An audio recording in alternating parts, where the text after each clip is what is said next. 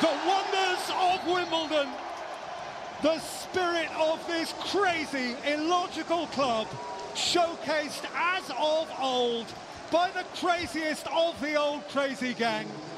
A quite memorable night here ends AFC Wimbledon 4, West Ham United 2. The show is about to start. Thank you for your cooperation. Enjoy the show, and please come back and visit us again.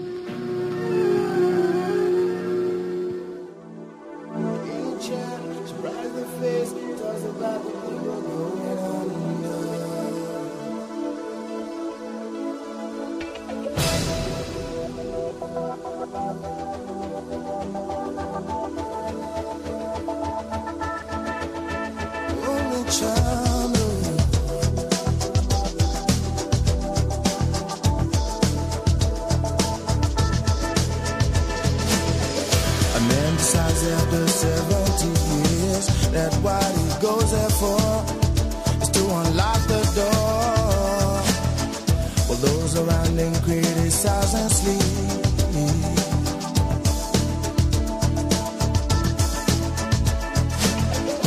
Through a fractal on a breaking wall, I see you, my friend, and touch your face again. Miracles will happen as we dream.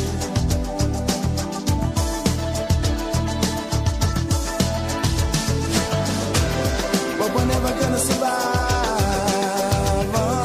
unless we get a little crazy. No, we're never gonna survive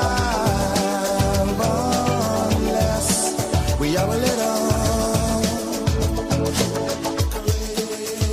crazy. All right, everybody, welcome to the 9 Years podcast. Nick Draper here, joined, as always, by the face of BBC Sport, Mr. Stuart Deakins. Stu, I saw your photo on the BBC website, well, the BBC Sport website, previewing the game with West Ham on Saturday. You were looking a bit lonely, though, I've got to be honest. What time did you get in the ground? Did you beat George there? No, George. And actually, George, I think I did get in the ground before George did. No, I was with my wife didn't go, so she's a carer for my father-in-law who's in a wheelchair. So he wanted to get in early to make sure he got his slot because we don't give out season ticket slots for disabled, so he wants to make sure he got under the shelter. So I stood behind him, and and there was loads of press, and this guy says to me, he goes, "Can I take your picture, mate?" And I said, "I'm not really that photogenic." He goes, "No, it's just for a preview, and you don't know who it's for." And he took a picture. I said, "Can you read your programme?" I was like, I've read it already, it's quite boring. He chuckled, obviously he had a sense of humour like I have, and took a picture, and then, I got messages saying that I was on the BBC preview. They obviously thought I was photogenic, Nick. Yeah, I've heard the BBC's in a bit of trouble, their website. Not many people go to it. I can't think why. I think it's editorial choices regarding images. What I would say, though, is I was quite offended that I've not looked at it since because I'm not that vain, but when I did look at it, I had 13 thumbs up and 6 thumbs down, and it then transpired that one of them was Brett Nell, who thought he would make sure that I got at least some negative feedback on my picture. Cheers, Brett. Quite right, Brett, in my opinion. But there we go. Yeah, that's what we're talking about in the podcast, though, isn't it? It's that West Ham game. Is there anything else to talk about? No. We have had a season of being so negative and angry and depressed. So now we've actually got a week where, okay, we've won games in the past, and we have been a little bit more upbeat in the past, but it will take some, I guess, staying up maybe, but it will take some to beat the positivity we're feeling right now, won't it? After that, which was a classic FA Cup tie. There are FA Cup upsets every season. There are, we promise you. But for some reason, I just think this one might last longer in the memory for the wider football world than most. Yeah, I agree. It's a weird one, wasn't it? Because, like, we've had...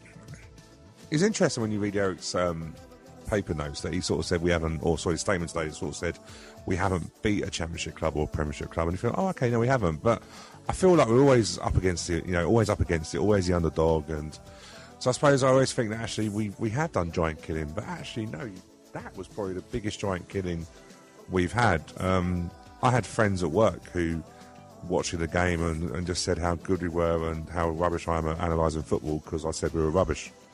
But then the stats don't lie, we're bottom of the league. So where that come from, I couldn't explain it to my friends. I still can't explain it now, really.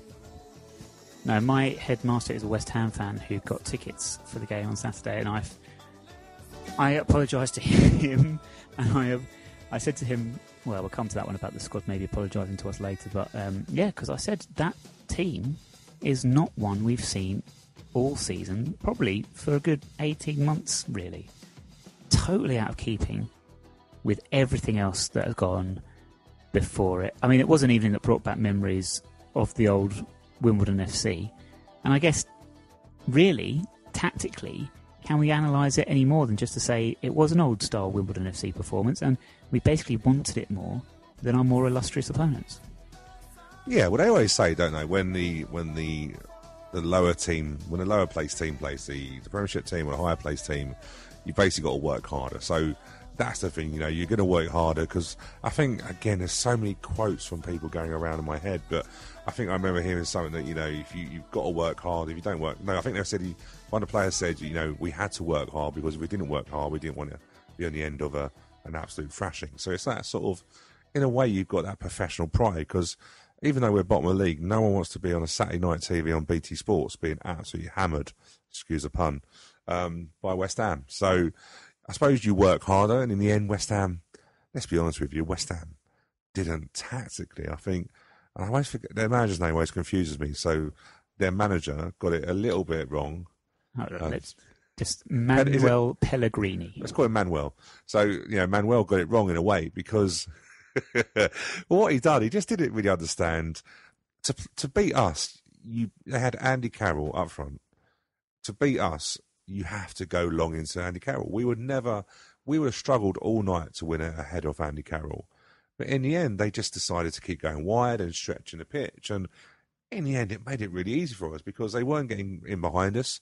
I thought Rob McDonald done really well on the left-hand side, playing left back. So another left back, but I thought done really well.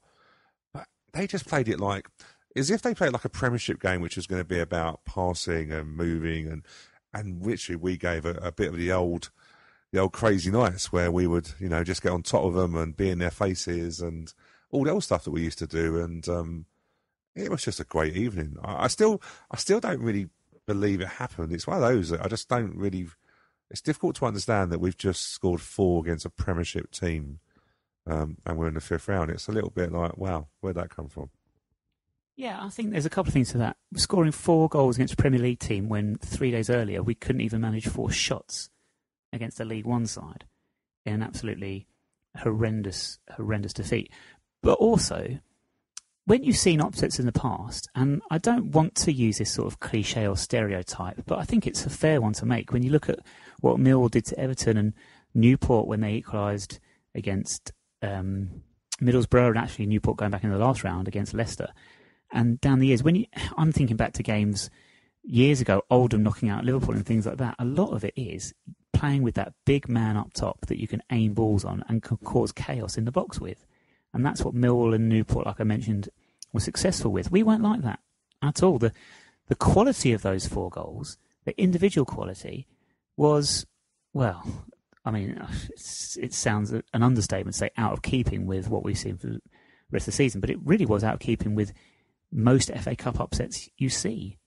It was real quality in that final third. Yeah, you're right, because normally there's a bit of luck. So, I'm not saying we all were lucky against Everton, but they had a decision that if it had been VAR, and I'm sure we could discuss that all at some point, but if it had been VAR, then probably the handball would have been given. So were they lucky? No, do you know what? You get the rub of the green.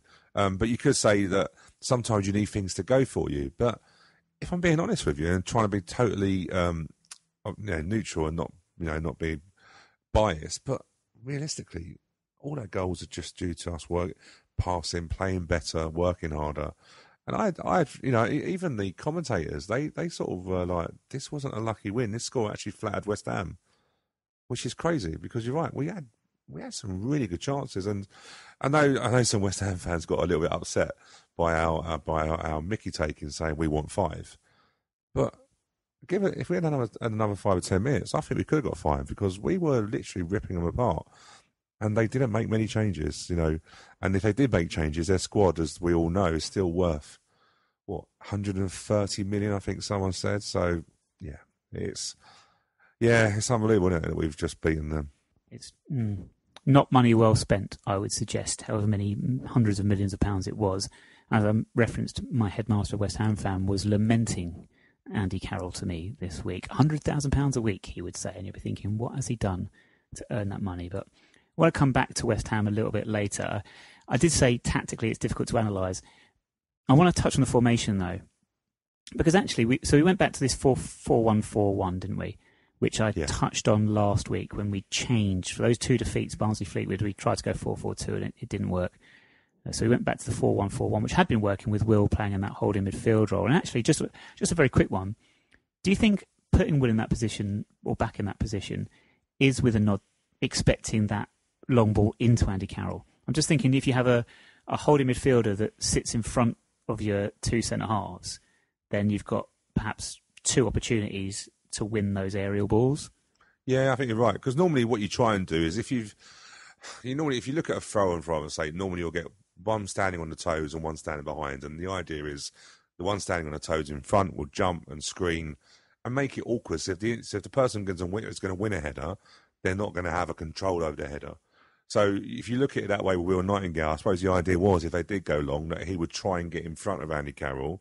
So, because with Andy Carroll, realistically, you're not going to win the ball in the air, but what you do try and do is win your second balls. I think that's what we tried to do, because if you look at tactically, we were very compact in the central area. So if you look at where, it's really interesting. So I was trying to say to you at the time, wasn't it, that when we defended, Wagstaff become narrow. So we had Wagstaff, Wordsworth and Will Nightingale. Very narrow, as if to protect the middle areas, so they would go on the side. So they were happy. West Ham, in the end, didn't need any encouragement to go over to Antonio, and I forget who the other fullback was, but he wasn't very good. But they wanted to go that way. That was their easy ball, and they were happy all night. But then when we attacked, Wagstaff seemed to go over with Connolly in terms of a lot of times doubling up over there. Because one of the things that I've noticed recently, especially Fleetwood, Barnsley, is that we try to get our width from our fullbacks. So we've had somebody doing fullbacks, but for argument's sake, Deji and Watson, we've tried to get our width from them, and then we've tried to get people in the box. But on Saturday, we actually got our width from Pinnock and Connolly, but also Wagstaff also tried to double over, and in the end, we overloaded them quite a few times around the outsides, which is why actually we've probably done well from balls into the box and bits and pieces. But I thought Wagstaff, I thought he was outstanding, but not just because of the goals he got, but just because of how tactically he made us strong defensively, but also got forward really well. And I didn't realise, that's his first double he's had in his career. Yeah, he's a player I've always bizarrely and wrongly associated with goals. I can only assume this because of the era of Soccer Saturday, when you see goal scorers' names fly up on the screen in previous years. I've just seen Wagstaff, and it's a name that I was familiar with before he joined us. But you're right. And also, Wordsworth did a very similar job to what you're referencing there, starting in centre midfield, but would also edge out wide where needed. And actually, that's how he got two of our goals, didn't we, in the second half, from him getting in those sorts of positions. You also think Will Nightingale, I thought Will had a great game. The fact they didn't go long into Andy Carroll, did that in a strange way free Will up to do a little bit more pressing, a little bit more harrowing on the floor, and sort of leave that area of the pitch a little bit more to go and press? He was quite happy to go and do that and win balls on the halfway line. Yeah, you think so? Do you know what? It'd be really interesting if Waddy had been asked that question. Were you surprised? Were you surprised they didn't go long to Andy Carroll? Because I'd imagine that they would have set up that way. When I've seen West Ham on TV, they do tend to play balls into Andy Carroll a lot more than what they did on Saturday night. But yeah, you wonder if the conversation was with Waddy. Waddy and Will had a conversation going, well, look, they're not playing it long now. Try and get yourself a bit involved higher up. Maybe at one stage, we expect them to maybe go away from going wide and go into Andy Carroll, but he only lasted 45 minutes. So in the end, that was taken away, wasn't it? Really, in the end, but it was really weird, wasn't it? I didn't realise they'd done 3 substitutions at half time. But yeah, to take off Andy Carroll, the Mexican guy. And who else? I don't know who I say. They took off. They took off Dean Garner, Obiang, and Carroll. Yes. And then Fredericks came on. Felipe Anderson came on, which was the big concern. And then Perez came on. That's right. But no Perez, who was I thought was a bit of a strange one, to be honest with you. I never really rated him. I know he scored. Felipe Anderson was the big one that I was. Who destroyed us in the League Cup. He ripped. Well, the irony is, Civic was right back at that time, wasn't it? And Civic had not a nightmare, because it's unfair to say he got slaughtered by Anderson because he's a £30 million player. But yeah, we did struggle with that, but we done well with him when he come on. Fredericks, I was interested. Fredericks is the one that turned down a contract at Fulham, wasn't it, last year? Yeah. And he went to a better team and I'm joking. Went to West Ham. Went to a different team. Yeah, I know. I may play with your Fulham links. But I thought he done well for Fulham last year. I thought he was very good for Fulham. And he set up one of the goals, didn't he? He set up the Perez goal because he got the cross in that was saved by Ramsdale for the first goal. But yeah, 3 subs at half time was just, as if Manuel was just like, where has that come from? But they just didn't. Hey, look, we do say sometimes that the foreign bosses don't really get the FA Cup. Anywhere else in Europe, a League One club does not do that to a Premiership team.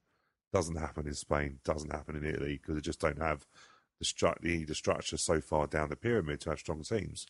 And you just wonder whether he just. Hey, look, they beat us comfortably in the end 3-1 once they got on top of us in the 10 men.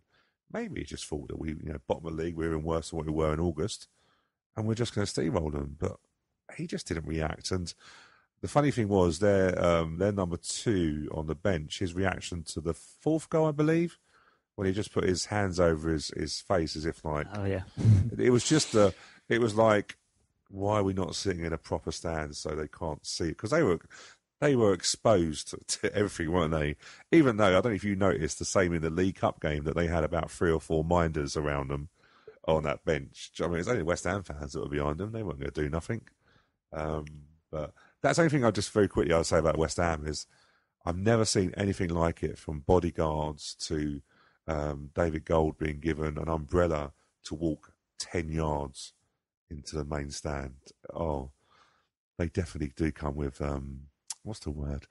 The razzmatazz arrived at Kingsmeadow on Saturday. Of course, that's the word. Of course it is.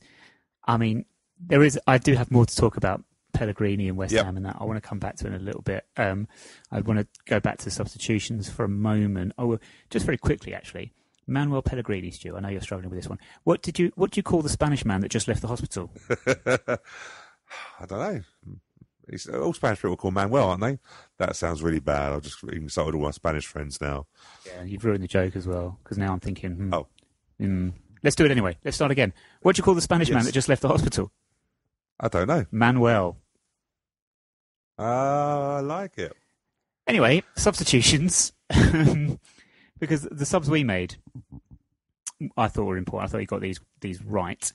Tom Sawers came on in place of Mitch Pinnock. Seemed to give us a little bit of security, because West Ham did get it back to 3-2. It was 3-1 when Sawers came on, but the free kick they got took it back to 3-2. But it wasn't the barrage and the onslaught I was expecting after that. I think that sort of extra body, as you say, keeping it tight in the middle and the central areas, which actually has probably been a feature of our more successful results. What a strange thing to say. Our positive results that we've had under Wally has come where we've really defended that 18-yard line, haven't we? The width of the penalty area really, really well with numbers back. I think that was a spot on substitution. And then for Civic to be the one that came on for Connolly, which was at the time we knew Connolly had to go because he was absolutely shattered. He had nothing left to give. But I thought, Civic, that's a strange choice. But actually it was exactly the right choice, because he had fresh legs, he had a bit of pace and energy, and it kept us on the front foot as opposed to just sticking another defender on and trying to hold on to that 1-goal lead. Yeah, you wonder whether Civic was to push forward or really just to double up on Anderson just to make sure that we didn't let him have the ball, wasn't it? But it was a weird one. The subs were right. Yeah, you're right. Pinnock done the damage. I thought he was excellent. Some of the balls he put into the box were brilliant. But yeah, I think Tom Sawers was the right decision. Got no problem with Tom Sawers at all. I think he does a job, and he done well with that. It sort of seemed like, I think we all felt like, it's really weird. I said at the start of the game I just wanted to enjoy it, and I think I said to you, it's a lovely night here. The atmosphere is cracking. Let's enjoy it. Scored the first goal. Thought, okay, that's interesting. Scored the second. Thought, okay, that's caused a problem. We joked about that we needed a third to to probably guarantee the replay. And I think when we scored the third, we all celebrated, and then there seemed to be a realisation from all the Wimbledon fans of like, we're 3-0 up. There was a real dim, wasn't there? Like the atmosphere was brilliant up until then, but there was a real as if people sort of suddenly took stock and went, we're 3-0 now, and we know what we're going to get. You knew West Ham were not going to take it lying down. You knew professional pride would mean they would, and they pushed forward in numbers. A lot of times they had no defenders in their own half. They really did box us in, and it felt. The one thing I felt was after the second goal, it was like we all expected West Ham would get one. We all sort of thought that they're going to score. And then we thought they're putting it a second. And it was like the players sensed that as well. And then when it got to 3-2, West Ham were then like, okay, we've spent a lot of energy trying to get, because they had exerted a lot of energy to get, the power play on that. And then in the end, we then, as if we went, right, we're not going to lose this. It was a really weird. And Civic, when he come on, I thought, we have to say the goal, every goal was excellent, if I'm being truthful. But the ball from Wordsworth was just, if I remember properly, didn't Wagstaff play the ball inside to Wordsworth? Yeah. And then it was chipped over, wasn't it? And on a very minor point, 2 centre midfield players in the opposition penalty area ahead of the ball for those goals, just saying. Well, you're right, but the thing with Wagstaff was that Martin Noble, who was literally facing him up, I think expected him to go into a corner.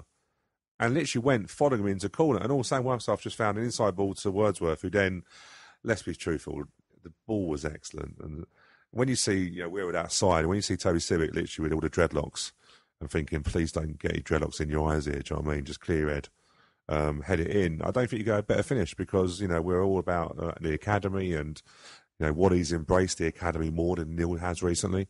Not recently because he's not here, but, embraced it more than what Neil did. And I think it was a little bit ironic that an academy player scored the most important goal in it. I mean, it was just the greatest. For me, it was a great night. That was the highlight for me, though, when an academy player scores, essentially, as you say, the clinching goal in front of the home end late. It was just all the players run over to celebrate in front of us. That was the moment for me. It's goosebumps watching that moment back. I've watched it all back. We all have on a couple of occasions at least, but that's the moment that gives me goosebumps. Is when Civic makes me laugh.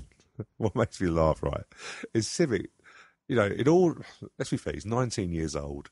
Just scored a 4th goal against West Ham to probably win the tie, and then somehow remembers his celebration. That's the modern footballer for you.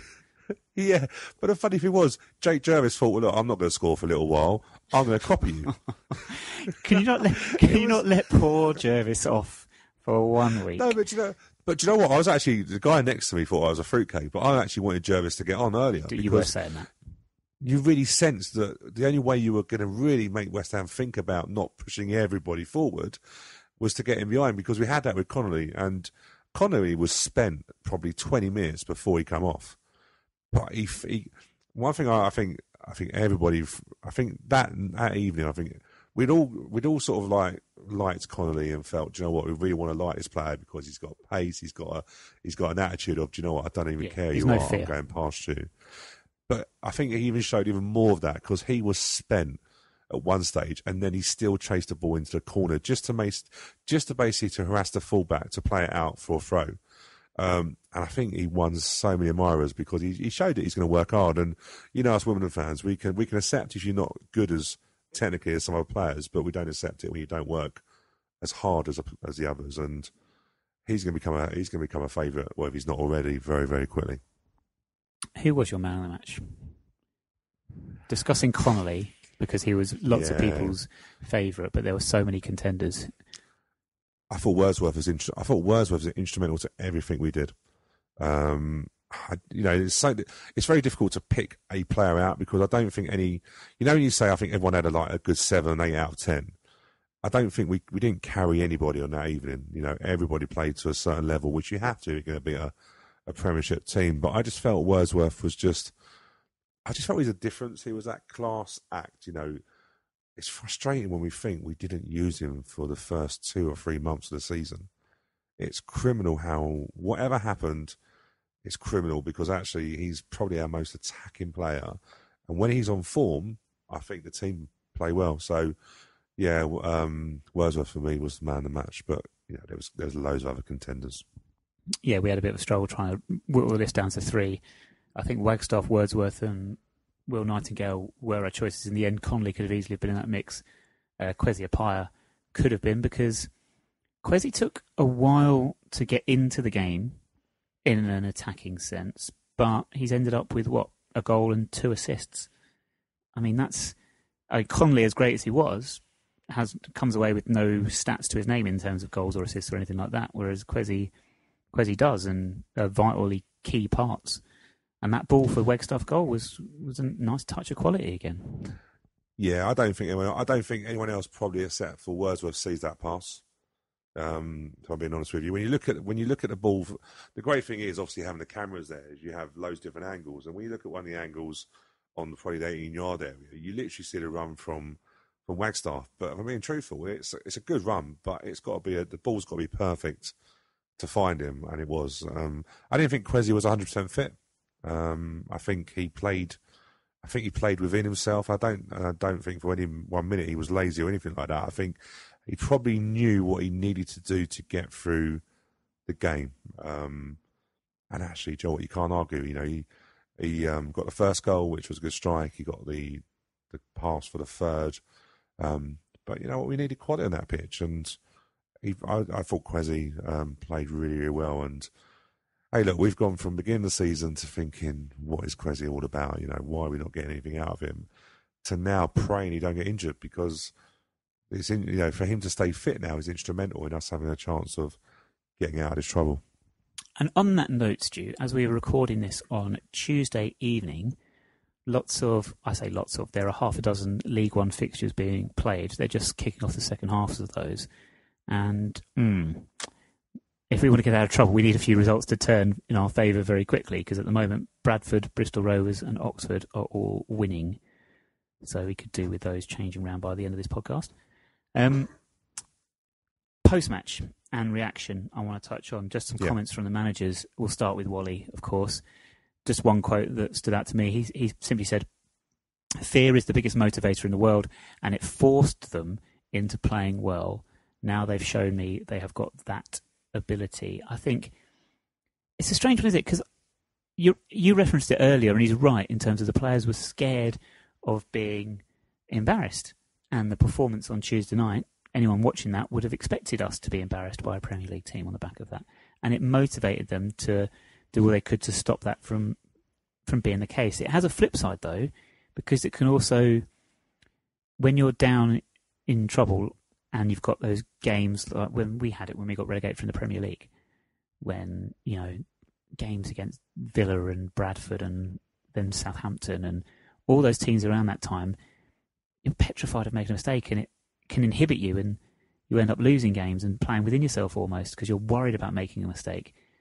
So it's one of those where, yes, fear is a motivator, but you also have to somehow eliminate the angst from when the players have got the ball, or do you know what I mean, when they're trying to make things happen. Yeah, it's like, I go back to that Milton Keynes game, which sticks in my memory. Remember we had the 0-0 Bartram last-minute chance, or last quarter chance. It felt like we spent the entire game nervous of doing something wrong because we sensed the size of the occasion. Yeah, I agree. I think you're right. West Ham. No, we didn't. I think you're right. The fear thing did come into it. And sometimes, yes, when it's the flip side, when you're the favourite to win or something, the fear of not making a mistake to lose a game could sometimes cripple you. I think one of the things that I think what he was right in, he also said, that the Fleetwood game, which rightly so they were criticised for, but he did say that's the first game where he felt that they didn't do what he asked and they've let him down as such. And they haven't. Since he come in, they haven't really let him down. But I think because it was our game in hand and we put such a big price on that game, we felt that to win that game we'd stay in touch, and we didn't lose. Let's be fair, we got our backsides kicked in, didn't we, really, by Fleetwood. I think that's where people were, but he was right. In isolation, what he can go, you let me down. Do you know what I mean, with that sort of side of it? But I think what they've got to realise now is that they had the crowd behind them on Saturday, and they've seen now what the home crowd can do, and if they're frightened to play in front of that, then that's crazy, because if they can work as hard as that for the rest of the season at home games, then the crowd will get behind them. And I've been disappointed of the crowd to a certain extent, not because of what they've done, but because the players just haven't got them into that sort of belief and that drive. But if they work as hard as they can and get the crowd behind, they've seen already now what the crowd can do and can be the old famous 12th man. Hey, look, we've got, I don't know how many home games we've got, probably not far, 9, 10 home games maybe. We're going to have to win most of them. So they've got to go, the fear factor's got to go out. And Waddy now's got them where he wants them, because he'll always reference back to, if you can do it against West Ham, you can do it against anybody. And he's got a level now where he wants to start from. Oxford has just gone 2-0 up against Barnsley. It's ridiculous. Joe, I must admit, I'm not paying too much attention. It's a weird one, isn't it? Because like the thing is, it really doesn't. In all seriousness, it doesn't really matter what everyone else does, because yes, we don't want them to get 20 points clear. That's stupid. But it really matters what we do now. Really, we've got some 3 points coming up. 6 points coming up. Oxford, yeah, but do you know what? Oxford, for all much we laugh about the Scouser, they've got a good team. So realistically, are they going to be a team that we're going to chase? I think the teams we're probably going to chase are I was going to say Wickham, but they've moved into ninth recently. Can you believe that?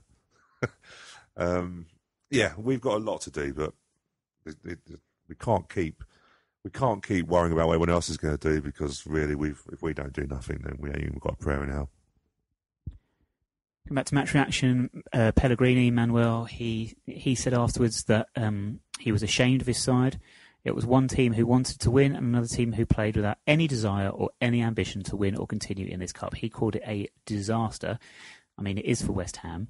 And it sort of pulls me into a wider point about the FA Cup, because everyone talks about the demise of the FA Cup and how it's not what it was and fans don't really put much stock in it and all this nonsense. I think this weekend has again proved that to this country it is vitally important. It's part of our heritage. It's part of our culture. We absolutely love it. Fans love it, especially at this level. But you know what? In the Premier League, the fans love the FA Cup, because the fans of what I call the sort of middle of the road teams, they want trophies.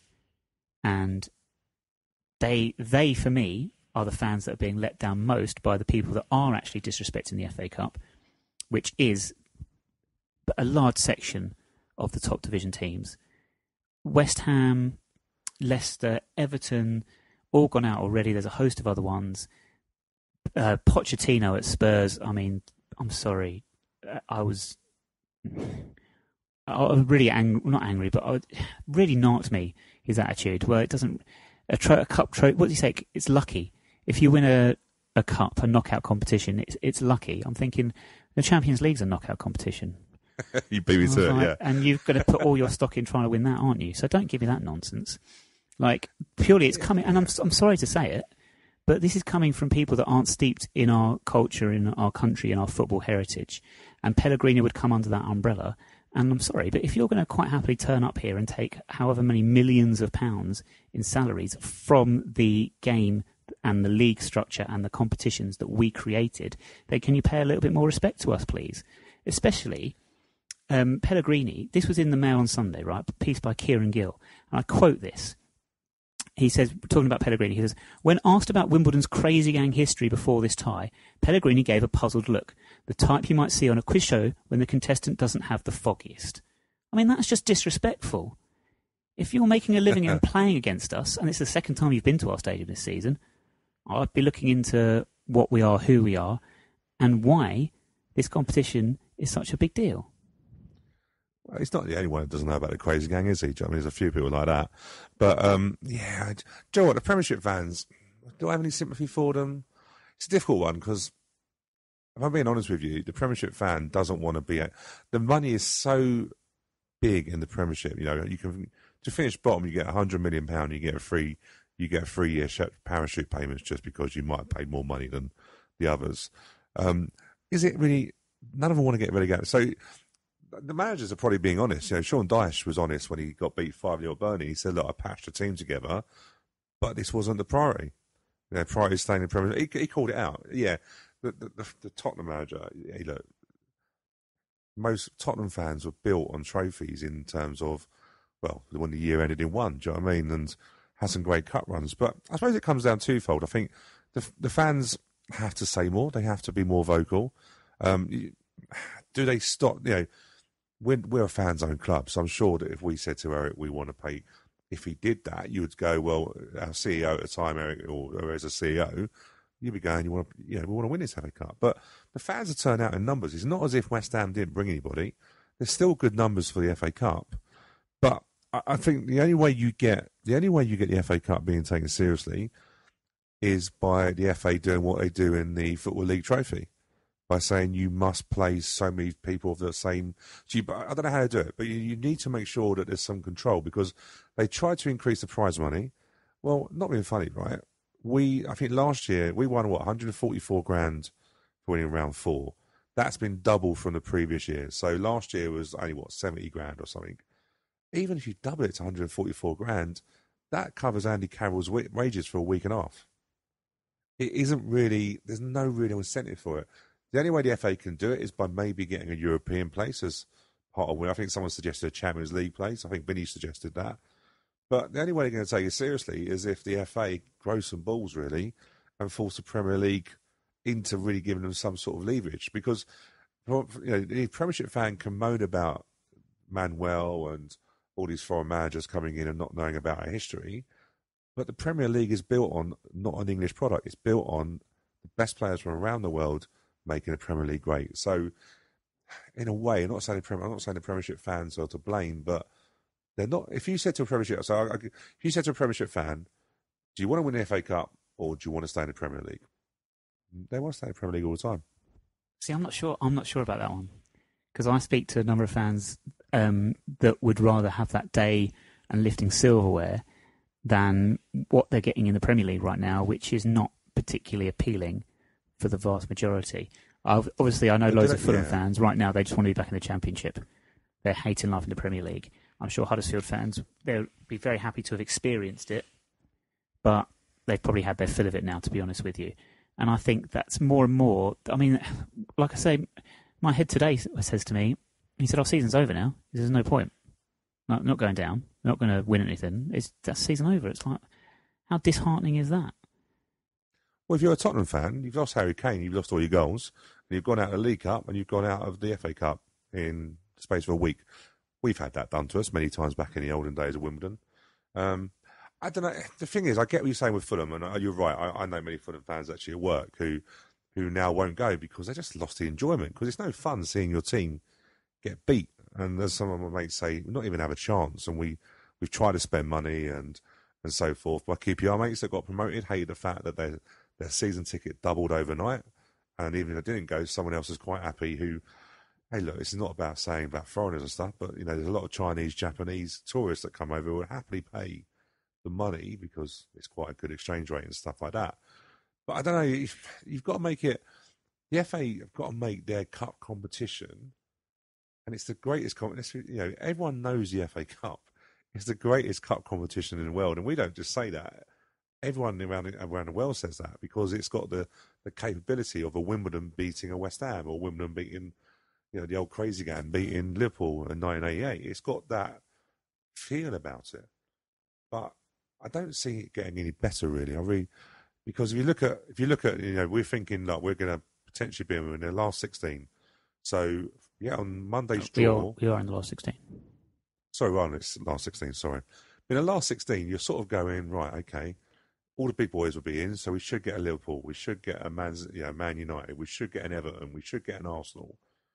I think yesterday the ratio of getting a Premiership team was quite low.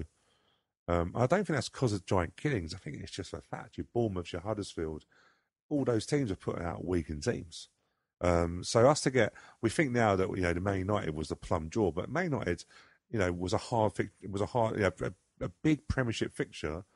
Was really hard to get in the last 16 when you think really it should only really be the best teams, and they normally are the Premiership teams, but they're not. That's why you've got the Doncasters, the Barnets, the Brentfords, are still in because they don't put weaker teams out. I don't know. I just want something to sort it out.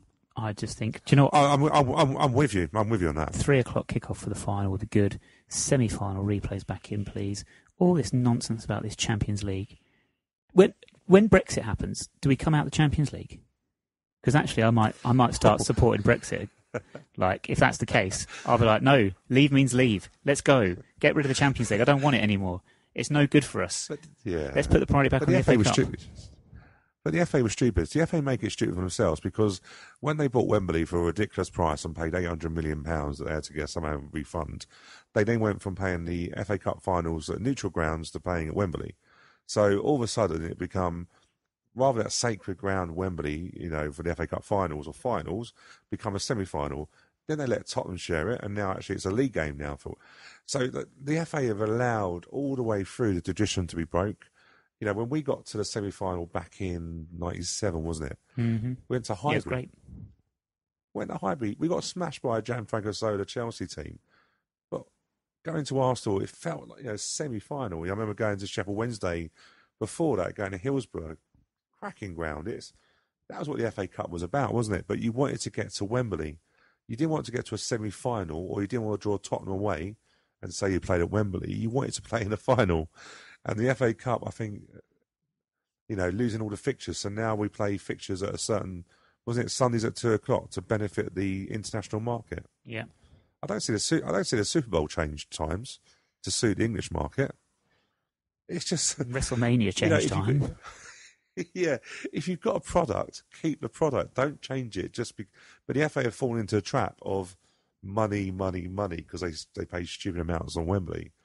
And in a way, they're the ones that have caused this, and they have no power of the Premier League. The Premier League basically call the shots, don't they? And until the FA gets some more power or start standing up, the FA Cup won't get any better. But it's still a magical competition. I'm not gone a similar vein a few weeks back when I said once you start giving an inch, people take a mile, and you're quite right. That is what we are seeing with the FA Cup. Very, very sadly. I love the old semi-final and final replays under floodlights. Oh, that when they did Man U Arsenal the other night, and they did a piece on the '99 semi-final with the Giggs goal. Oh yeah! What an evening that was. That for me was everything about the FA Cup. That game. Marty Keown was slaughtered, wasn't he, as well? Because I think on Full Focus, they were trying to get his tackle, and he was going, I was fishing for the ball, but I wasn't really anywhere near him. And the great thing about it was he was very humble and just went, look, didn't get anywhere near him, do you know what I mean? But yeah, and I remember Man United and Palace drawing, and then the replay. Wasn't it the 3-3 game, and then Ian Wright scored, didn't he? Yeah. And they went back, and then Palace wore that stupid yellow and black away kit. Watford colours. Yeah, but, maybe we're just old. Well, you're not. You're not that 24. old. But yeah, it's just the irony is actually we will laugh when they said, "Oh, no replays are past the 5th round," thinking that would never impact us. And now we're going, "Oh, no replays." So the home draw against Millwall actually that favours because actually Millwall, if they're going to proceed to the quarterfinals, they've got to win against us somehow. So just quickly, you say there no. Yeah, it goes straight to extra time penalties now, no replays. What is a penalty? I don't know what one of those is. Yeah, it's like the penalties have followed Lyle to Charlton, haven't they? Because we got loads last season. When Lyle, when he plays now, when he's not been sent off, what's that all about? Yeah, we don't get any, do we? Well, the thing is, 1, you've got to get balls into the box. 2, you've got to have players in the box. And 3, you've got a referee that feels that you can get a penalty because there probably was one.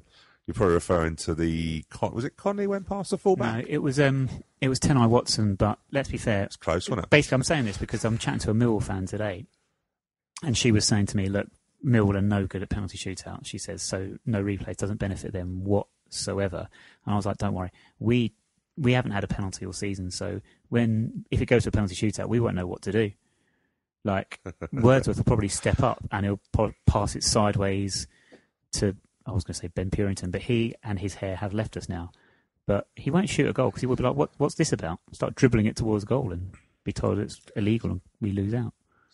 So I'm guessing, I've not looked through the rules. We're quite really, we had a laugh, didn't we? Because we actually didn't know when the 5th round games were. If anyone had looked that far ahead and gone, when's the next round and all that sort of stuff, then fair play to you. But at 3-0, we were like, when is the next round of the FA Cup? And then we don't even know the rules. So is there VAR? or can we not get it on that ground? It's only at Premier League stadiums that have it. Of course. Yeah. And there's hardly any left, so that'd be good for that, wouldn't it? And two, is it the penalty shootout? Is it? Oh no, it's all gone back to ABAB. It's not ABB. What happened to that? They did it. They trialled it and thought, nah, we're quite happy the way it was. We didn't need to change it. Yeah, but VAR, it's just the most. I don't get VAR because like the game is going on and someone else is still reviewing a decision. And yet the only people that know what's going on are the ones lucky enough to be at home. Because I've had friends who've been at games and they've gone, you know what, we have to listen to a TV feed or something because we don't know if a decision's been reviewed, if it's been cleared and reviewed, or it's been reviewed and they've got nothing wrong. It's just, crazy. I'm not a fan of VAR. I wish it would go away. But unfortunately, I'm a realist and I know it will be implemented without a shadow of a doubt. We're talking about that Millwall game. That is our draw for the 5th round. And you were talking about finances as well. Very quick note on finances, because a few people on social media have been discussing this as well in terms of player bonuses and what have you. So Eric was actually on Radio 5 on Sunday morning with Scott Wagstaff. And I've got a quote from the interview on Radio 5. And Eric said, "The prize money is great. Although, because we are not a big payer in terms of wages and because we are a small club that is self-funded, a significant chunk of prize money goes in bonuses to players." He then later says that the players will only get this bonus after we have been knocked out of the competition. So, I mean, it doesn't clarify the exact percentage or numbers of the win bonuses or the prize money we get, but his words are a significant chunk. So, I mean, we're looking. It depends on what your interpretation of significant is. It's got to be at least a quarter, 25% at least, surely.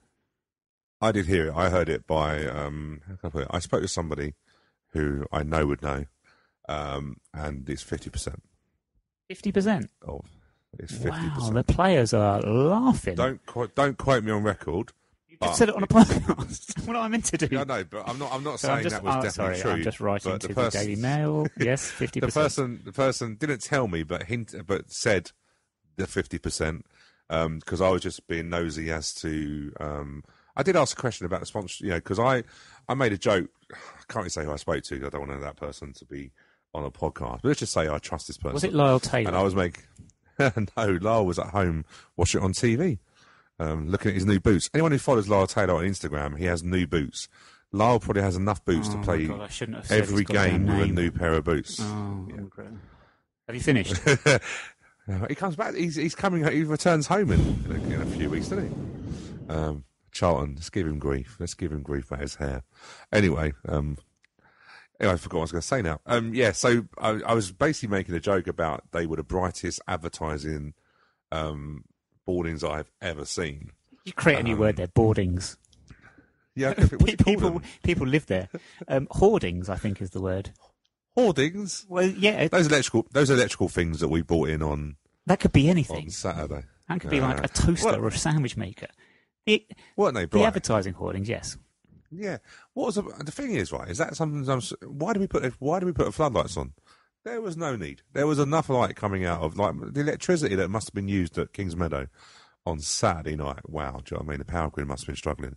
But apparently we made a healthy sum out of that as well. That extra, so all the extra stuff that comes in does make a lot of money. And I suppose what I'm trying to get onto point-wise is that the Millwall game, I think it's a great. I know a few people go, "Oh, Millwall," blah, blah, blah. But actually, if you look at all the finances, it technically could be a £1 million game after all the finances. That's how big the game is when it's decided. Hopefully we should be a TV game. I'll be absolutely amazed if we're not on a TV. Those players really will be laughing at that stage. Well, they're not getting 50%. They're not getting 50% of $1 million per hour. No, but they're still getting 50% of an awful lot. So, yes. Millwall, very quickly, we're running late, but sounding great. Both teams will be thinking there's a big chance for quarter-final in this one. Millwall were last in the quarter-final 2 years ago when they lost 6-0 at Spurs. Ouch. And last season, interestingly, they were knocked out by Rochdale in the 4th round, and Rochdale went up to stay up on the very last day of the season, didn't they? So, And they were also in a semi-final in 2013. But aside from that, over the past, basically their FA Cup history in the time that we've been back in the FA Cup is what, two quarterfinals and a semi-final. The rest has been actually really, really poor. So this is actually a good run for them. When were we last in the quarter-final? I think it was obviously the semi-final would have been 97. That was the last time we'd have been in the quarter-final, wouldn't it? Yeah. We didn't. Yeah, we've been in the 5th round since then. That's it. That was Sheffield Wednesday game, wasn't it? Is that right? We won at Sheffield Wednesday at Hillsborough, and then that was before the Chelsea game at Highbury. Yeah. Always remember that. Everything you've got to say about Millwall, it's when you actually look at it statistically, it's a great picture. Millwall have won only one game away all season in all competitions, and that was at rock bottom Ipswich. That was 3-2. So I think it's a great. We've got a team that are basically 17th in the Championship and can only beat a team that everyone else is beating. Yes, I know we're bottom, so I know I'm first of all a glass house, but it's a great fixture. There's discussion about trouble. I just want to reference this very quickly because we all saw what happened between Millwall and Everton. A section of Millwall and Everton fans, that was obviously that was all pre-planned, and was a certain section of both clubs' support that shouldn't be doing those things. And yes, the Everton fan did have quite a nasty gash on his face where he was slashed by his knife. And no, you should not be slashing people with knives. But conversely, why was that Everton fan in that situation in the first place? So that's not going to happen when it comes to us. Let's be fair. I think we just have to be wary because it is a much more high-profile game than we've had with Millwall before at Kingsmeadow. So we just have to be wary of it. It is. I think the club should be, and I'm confident they will be. But I think West Ham, if I remember properly, there was 3 tickets per season ticket holder. You could get. Yeah. I think we have to be very strict. There were West Ham fans in the ground. The guy in front of us on the terrace was a West Ham fan. I know. And I've spoken to we knew that because I chuckled when he left at 4-2. You don't know. I've been going long enough to know the ones that you think, they're not home fans. But I think, we have to make sure that we're only probably going to give a limited amount of tickets to Millwall. They will probably go to their die-hard fans, which are probably not the fans that cause trouble because, the Everton Millwall situation is shocking. But again, we're naive to think that this thing doesn't go on. It's organised. That wasn't outside the ground. That was a pre-arranged venue where Millwall probably and Everton are no angels with their away fans either. So I think we have to be sensible to the fact that it doesn't happen around the ground. It will be a high priority game for the police, which would mean a lovely police bill as well for us, which isn't great. But I think the club, and I'm sure the club will, just need to make sure that they limit how many tickets Wimbledon fans can have because we shouldn't really be needing 3 tickets per person. I'm sure we'll feel the ground out anyway. It's the last 16 of the FA Cup. But yeah, I think, hey, look, you won't be able to move. Don't bother trying to car park in a car park because that'll be full of that'll be full of police cars and police vans because it will be a top high priority fixture. Yes, which we're all very, very much looking forward to. We have a big fixture this coming weekend, which is arguably more important. Sunderland away. We're going to get onto that very quickly. We're running late, so we're not going to spend very long on the next couple of things. But a lot has been said online over the last couple of days about the Eric's column in the Times newspaper. We're not going to talk about it really because you know what's been said. You know that a statement has been released from Eric saying, it's something that was credited to him, but it was not written by him. I would think if it were me, I would be asking questions of said newspaper as to how has that appeared in your newspaper as if I've written it, because that's what it appeared to be. It wasn't ghostwritten or Eric was talking to or anything like that. It was presented as his column. So, yeah, I think the club needs to be on that one if that's not what Eric actually said. I also think perhaps you have to be careful, isn't it? Because sometimes people can say things or they could write things that are interpreted in ways that they weren't intended to be interpreted.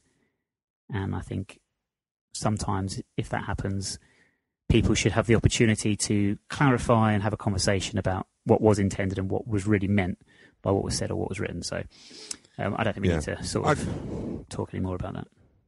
Yeah, I agree. Just very quickly, we had some great press on the weekend as well. for any Wimbledon fan who hasn't seen all the stuff that we're in every national paper. I don't know if anyone's seen the story.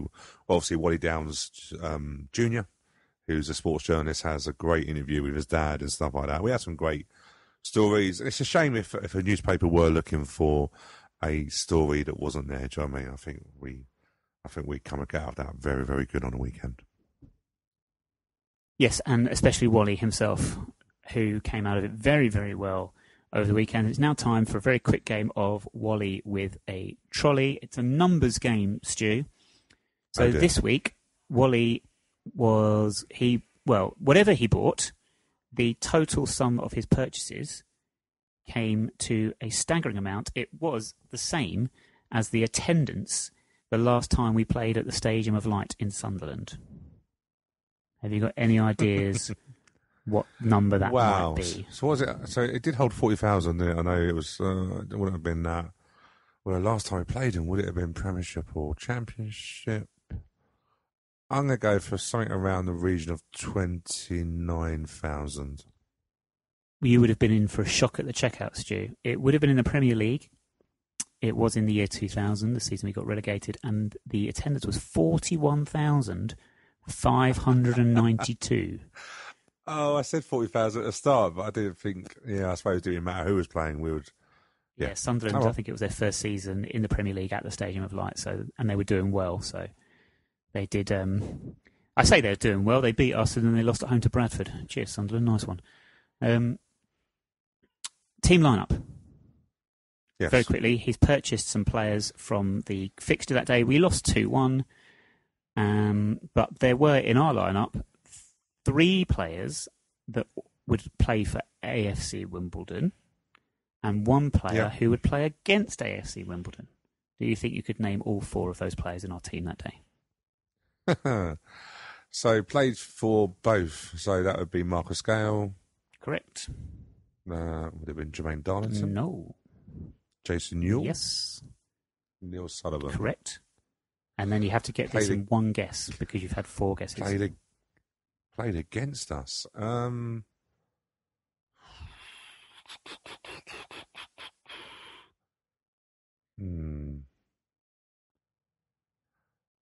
want to. No, I don't think it would have been. Say what you're thinking. I'll go for Duncan Jupp. Very good. Well impressed. And Duncan Jupp played against us for which team? Bognor Regis. So there you go. Can't believe he played for us up there. Wow. Yeah, we did get relegated that season, Stu. Yes, so Wally spent £41,592. He also purchased, as you've mentioned there, Duncan Jupp, Jason Newell, Marcus Gale and Neil Sullivan. And as a bonus free gift for spending so much, he got to also purchase a Sunderland player from that day that would later play for Wimbledon FC. And that player was... Oh, wow. Who played for Sunderland and then played for us? What, AFC Wimbledon? No, Wimbledon FC. Who we signed that was a Geordie? I'm just trying to think something like Darren Holloway, but was he a Newcastle player? What's your answer, Stu? Darren Holloway. Correct, it was Darren Holloway indeed, yes. Did he come from them? I thought he might have been a Newcastle. Oh no, the other one, the Newcastle one was Robinson, wasn't it? Indeed, Paul Robinson, the guy off of Neighbours, yeah. So Cool. There you go. Happy days. That's Wally with a trolley for that week. We are playing Sunderland away this weekend. Stu, good news. Josh Maha, their top scorer, Maha, whatever, however you want to pronounce it, Pellegrini, however you want to say it, 16 goals this season for Sunderland. He's gone for about £3.5 million, is the rumour. Officially an undisclosed fee to Bordeaux. So we're not going to come up against him. I think they're going to struggle big time without him because I don't think they've been that great at all this season, despite being 5th in the league. They have drawn lots of games. They've drawn their last 3, 4 of their last 6, albeit unbeaten, and unbeaten at home as well this season. But they're finding every team raising their game against them, and they're struggling to overcome it a little bit. So, and we should have beaten them in August, to be fair, as well. So, yeah, do you know what? I don't understand why. Well, that's what we'll do. Anyone who's watched the Sunderland documentary on Netflix will understand that they had a lot of money problems. So obviously, it's like they've still got money problems because they're selling their best striker for £3.5 million. Yeah, I do. We're coming off a great win. We need to get something. I think we will. I don't think we'll win there, but I think we'll get a draw. Yes, I think if we do lose, it'll be like a 2-1, and we'll be slightly unlucky in a sort of Portsmouth similar vein to that one. But yeah, long trip for everyone travelling up to the Stadium of Light this weekend. Hopefully it is a good day out. We've got bits and pieces to finish up on. Music quiz last week. It was Mary J. Blige with I'm Going Down. That was the song. Thank you very much, Stuart Rolfe at Old O'Grolf, who said that. And Mark Hendricks as well, Mark at CIFF. The title of the song need not be mentioned because it is so obvious to the plight of AFC Wimbledon currently. Thank you, Mark. However, at this moment in time, Stu, Bristol Rovers are still winning, Bradford are still winning, but Gillingham are still drawing, and Oxford have thrown away their 2-goal lead, and it is now 2-2. So there is still hope. It's a big weekend. I should say music quiz if you know the answer to this week's show at 9 Wireless Podcast on Twitter with that. Please, we'll read it out if you are correct. Big weekend for the ladies team. So we're going to try and organise a chat with Chris Lyons at some point, perhaps post-game, to get his thoughts on what happened. But yeah, Carshalton Athletic, Causton Avenue, 2 o'clock kickoff on Sunday. I believe it is £3 for adults, £1 for concessions for this one. It's an FA Cup game, so they have to charge, which is unusual, but it's £3. Come on. So let's all get down there on Sunday, support our ladies, cheer them on to a cup upset of their own against Bristol City ladies, who are in the top flight of the Women's League at present. So hopefully see some of you down there. And that is it. Can I just say something? No. What do you... No. We've been speaking for an hour. I'm stunned that you... What date is it? What date are we going out? What date are you going to be... are our listeners going to be listening to this podcast? The 31st of January. Which is transfer deadline day, Nick. Yeah, but I assume we're not doing anything, so I didn't want to speak about it. I can't believe, like, the big, what, yeah. There's a reason why we haven't chatted about it, because nothing has happened. But let's hope when you are listening to this, there'll be loads of rumours of us, loads of players coming in. Peter Crouch apparently has been told he can leave Stoke. I'm dreaming on that. Yeah, I just can't believe you've not mentioned transfer deadline day. It could be a massive day for us, Nick. It could be. It's one of those, keep your expectations low. Hopefully something will come up and surprise us. Maybe Alexa Bliss. Who knows? Cool. Wouldn't it be great? No. Speaking of which, Royal Rumble. Oh no. That was boring. I was bored. Too long. It was too long. These shows, they're going on. There's like 7 hours worth of show. I was just like, And the Royal Rumble match was a bit of a disappointment, if I'm being honest with you. The highlight clearly was Becky Lynch, as it always is at the moment, and Alexa Bliss, as always. So there we go. The American events are too long, but I will say I will be watching the Super Bowl on Sunday night. The Patriots must be in. The New England Patriots must be in. I don't know. Are there any other teams in America? Of course, they're older teams, don't they? But yeah, Tom. What I would say very quickly, I'm not. I like my American football, but I'm not clued up on it at all because whoever understands all the rules are stupid. But Tom Brady must be one of probably the most best players under pressure. Those quarterbacks get paid serious money, but yeah, the pressure that's on their shoulders is immense in that game. It's not even real. It's all predetermined. It's just all fancy costumes and fireworks and stuff. And shoulder pads. It's all scripted. I don't even know why you bother watching it. Well, apparently they're struggling for their half-term ban this time, apparently, because no one wants to be on the Super Bowl due to all the stuff going on with... they used to bow, they didn't do the national anthems and stuff like that. Loads of politics going on in America. That's a surprise, isn't it? Listeners, I'm not going to lie, the connection on Skype went down, so I have no idea what Stu just said. But it would have recorded on his end of the audio, so that's fine. I'll leave it in. But I have no idea. So I'm just going to call an end to this podcast right now. Thank you for joining us. Thank you, Stu, for being here. I don't know if you can hear me. Okay. Updates from West Ham. Well, no, not updates from West Ham. Updates from Sunderland will be on our Twitter at 9Wireless Podcast. The AFC Women Business Club this week is doing a tour of the One Show studio, featuring Matt Baker and Alex Jones, with former Derby County striker Paolo Wanchop. I will be on Love Sport Radio this Sunday. Alexa Bliss, bag first, milk last. That's why we can't have the mum. We will speak to you again next week.